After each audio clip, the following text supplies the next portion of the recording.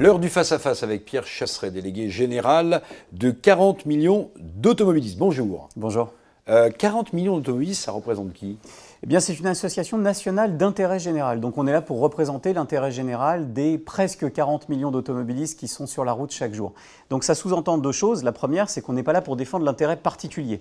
Donc, on n'est pas là pour vendre quoi que ce soit ou vendre du service. Et le deuxième, c'est qu'on doit rendre ce même service à tous ceux qui nous le demandent. Vous dites souvent 40 millions, c'est marqué dessus, c'est comme le port salut, mais en fait, vous représentez réellement quoi ? 1 million de sympathisants ? 500 000 sympathisants ? Non, je représente ceux qui sont dans la voiture, 40 millions d'automobilistes. On est là pour ça. C'est notre but. On ne peut pas s'adresser qu'à une cible dans la vie qui a décidé de vous donner de l'argent pour aider votre association. Mais vous avez des adhérents ? Comment est-ce que vous vivez ? Bien sûr, évidemment qu'on vit de dons. Donc, on ne vit que de dons d'ailleurs. C'est bien ça la difficulté. C'est qu'on doit vivre de dons là où on ne donne pas de service aux particuliers. On est là juste pour prêcher un petit peu tout l'intérêt général qui est celui des automobilistes dans leur quotidien. Alors je vous ai invité pour ce face-à-face parce que je vous ai entendu, et on vous entend souvent, et on vous voit souvent dans les médias, expliquer que l'argument écologique dans cette fameuse histoire d'interdiction de circulation dans Paris pour les véhicules immatriculés avant 1997, que cet argument écologique ne tenait pas. Expliquez-moi. C'est pas qu'il ne tient pas cet argument, c'est que ce n'est pas le bon. En fait, un véhicule d'avant 1997, s'il suffit de dire qu'un véhicule de 96 pollue davantage que son équivalent d'aujourd'hui, on n'a pas beaucoup avancé. Ça s'appelle une lapalissade. Donc, ce n'est pas sur cet argument écologique qu'on va gagner. Si on doit gagner, il faut se mettre à la place de celui qui est dans sa voiture. En même temps, Pierre Chasseret, pardonnez-moi de vous couper, mais les professionnels vous diront qu'une voiture bien entretenue des années 90 a peut-être plus de chances de moins polluer qu'une voiture très mal entretenue des années 2000. Il faut regarder, et il ne faut pas tomber dans l'écueil dans lequel sont tombés tous les passionnés auto qui peuvent exister dans les pays européens et toutes les associations d'automobiles ou d'automobilistes européennes. Ce qui se passe, c'est que tout le monde a voulu attaquer les textes de restriction de circulation sur un argument, celui de l'écologie, en disant « oui, mais il y a celui qui roule que 1000 km, il pollue moins que celui qui roule 20 000 avec un véhicule plus récent ».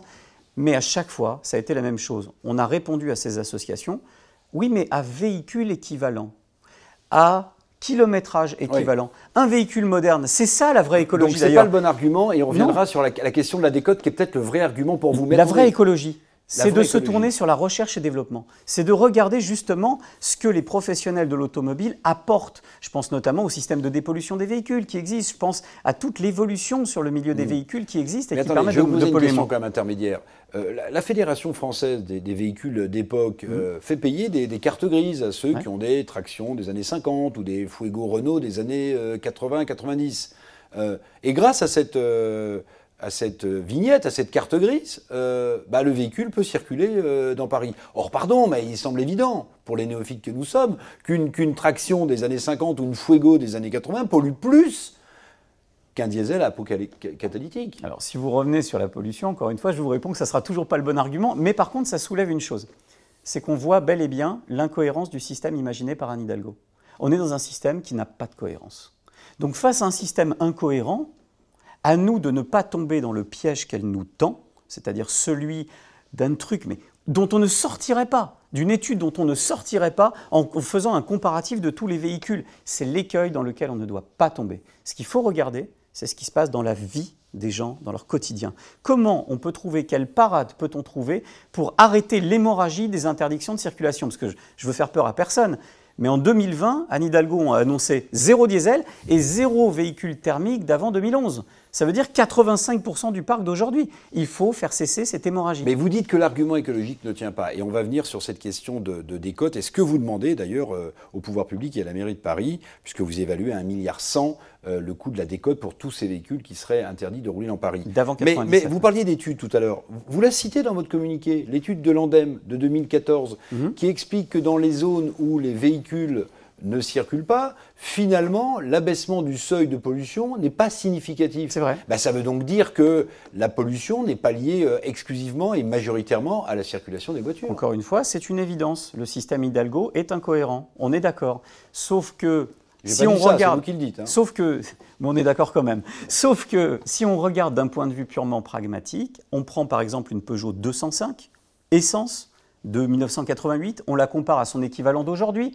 une Peugeot 208, on va se rendre compte que la 208 pollue moins. À kilométrage équivalent, elle polluera moins.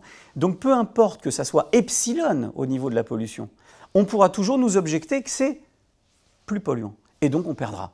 Donc ce n'est pas cet argument qu'il faut retenir. Alors, est-ce que vous êtes sûr de gagner quand vous dites, bon, bah, écoutez, s'il y a une décote de 50% sur les véhicules qu'on empêche de faire rouler, c'est écrit dans votre communiqué, hein, dans votre communication, bon, ben voilà, nous, on estime à 40 millions d'automobilistes que ça va coûter en gros 1,1 milliard. Demandons à la mairie de Paris de payer 1,1 milliard. Vous rêvez. Mais vous rêvez. Reconnaissez quand même que ça paraît quand même plus cohérent que le système mis en place par Anne Hidalgo. Ça veut dire que d'ici 2020, vous allez demander 1 milliard régulièrement tous les ans à la mairie de Paris? Ah non, c'est plus après. L'hémorragie va s'arrêter. Mais comment vous pouvez imaginer que la mairie de Paris puisse même entendre l'argument? Vous allez voir, c'est très simple. L'étude que l'on a conduite pour évaluer le préjudice, elle est avérée. On a pris un cabinet d'expertise, BCA Expertise. Que le calcul soit avéré, c'est sans doute vrai. Non, c'est pas le calcul qui est avéré. Comment est-ce que vous pouvez imaginer que quelqu'un va vous payer, va rembourser les automobilistes qui subissent cette décote? Ah non, mais ça c'est le maire de Paris. Elle prend ses dispositions, il faut en assumer les conséquences. Entre les deux, entre 40 millions d'automobilistes et le maire de Paris, il y a le tribunal administratif. Et le tribunal administratif, il va regarder les faits. Il va voir quoi? Il va voir que monsieur X a un véhicule, que ce véhicule ne peut plus l'emmener à son travail, qu'il est obligé de le vendre, que sur le marché de l'occasion, son véhicule est divisé par deux. Ça s'appelle un préjudice. Ce préjudice doit être remboursé. Qui va payer, Pierre Chasseret? Qui va payer? Écoutez, le principe, ce n'est pas de demander à la ville de Paris de payer chaque année 1,5 milliard d'euros, car elle ne le fera pas. Mais qu'est-ce qu'elle fera? Elle abandonnera le texte. Vous pensez? Évidemment, si on gagne sur cet argument de l'argent, du préjudice financier subi, la mairie de Paris sera dans l'impossibilité de continuer à appliquer sa mesure. Exactement. Donc, et bizarrement, vous avez regardé ce qui se passe?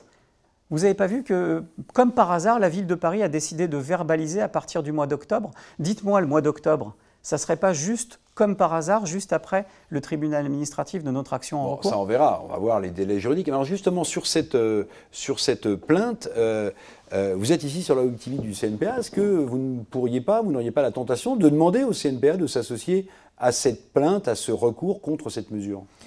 Le CNPA, ce sont des professionnels. Moi, je vais m'occuper des 40 millions d'automobilistes, ceux qui ont besoin de professionnels. Vous avez besoin ou pas d'appui pour cette plainte, pour ce recours? Mais bien sûr qu'on a besoin d'appui. On a besoin de tous les appuis qui permettent de mobiliser les automobilistes. Mais je vais aller plus loin. Moi, je pense que le CNPA va préparer quelque chose, évidemment. Parce qu'on a bien entendu M. Bartholomé. Il n'est pas résigné. Hein. Il n'a pas dit c'est fini. Il n'a pas dit je baisse les bras. Il n'a pas dit c'est terminé. On attend et puis chaque année, on va enlever 20% du parc roulant en se disant tant pis, Madame Hidalgo l'a souhaité. Bien sûr qu'on va se battre. On va se battre du côté des automobilistes, on va se battre du côté des professionnels et ça va se faire main dans la main. Parce que tout seul, c'est sûr, on avance plus vite. Moi, quand je fais mes opérations, tout seul, j'avance plus vite. Je peux vous dire qu'ensemble, on avancera beaucoup plus loin et on gagnera. Merci beaucoup Pierre Chasseret pour ce face-à-face. Fin de cette émission sur la Web TV du CNPA. À bientôt pour de nouvelles aventures. Mais bonnes vacances pour ceux qui en prennent.